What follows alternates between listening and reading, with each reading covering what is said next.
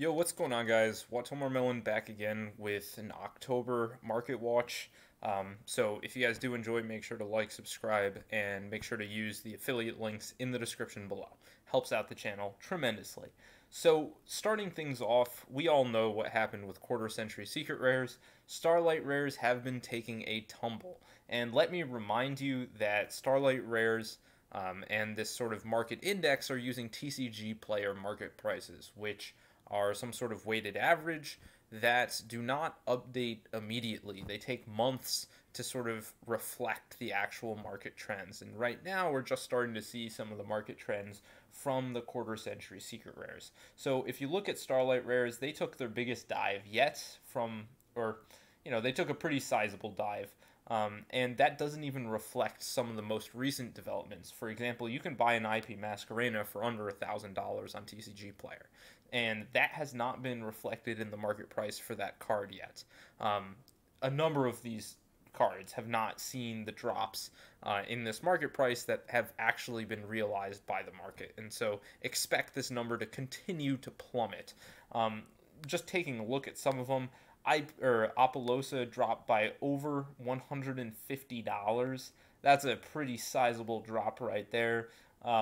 Across the board, basically all of them ended up dropping. I don't think a single one went up. Some of them went down more than others.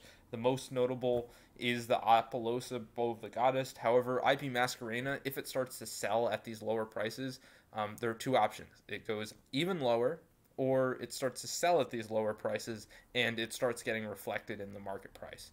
And so, one can only assume that there's going to be further things, or, the Starlight rares are going to drop further. So, another one is Yatagarasu. This card's $70 now.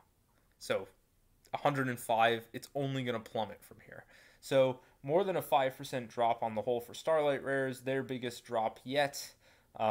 And, there's nothing super noticeable other than the Apollosa, but more of them are going to go down.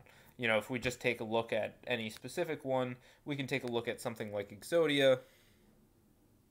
If this wants to load, which it will, you can see that you can buy one for $360, even though the market price says that it's $430. So a lot of these still have room to go down. Now looking at collector rares. Collector rares went down by a little bit less than Starlight rares. Toon Blackluster Soldier down, Blackluster Soldier kind of stayed the same. There isn't any huge drops that one looks at. It's just the market as a whole kind of went down. Some of them sort of at the bottom, Scapegoat, Phenomenaga, those have really held their own. It's kind of, there's not a whole lot further to go for these cards. Maybe they can continue to go down.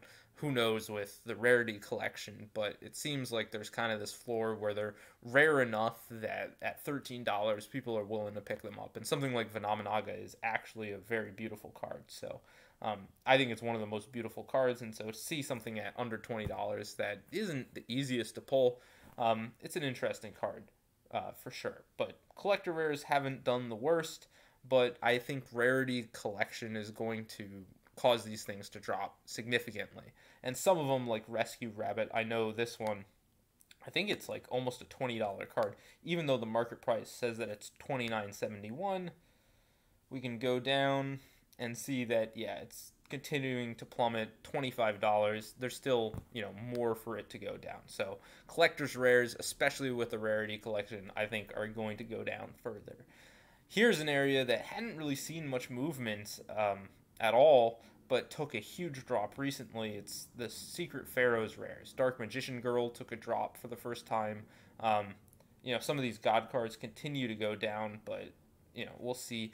Elemental Hero Neos, this got the quarter century secret rare. So the quarter century secret rare is nuking all kinds of parts of the Yu-Gi-Oh market. And I can only assume that, once people start actually buying this at the lower prices, it's going to go down further. Same thing with Seal of Oriokalkos. This did not get a new printing, but I believe it's still gone down significantly. So the market price for those two is 90 and 55 respectively. So first we'll look at Neos. You can see that, it's actually not doing too bad. I thought it was much worse, but it's at 85, and there are a number of sellers lined up at 85.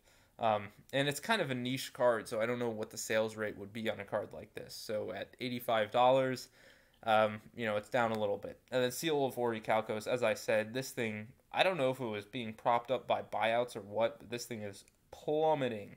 And you can see that it's $39, even though $55 is what we have it listed for. I don't know if there's been any sales. It looks like the market price is now $55.16.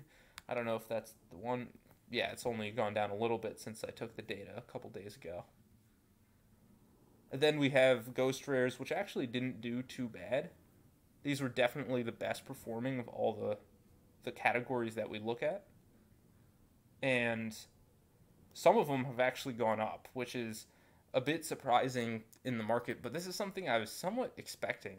The supply hasn't really, it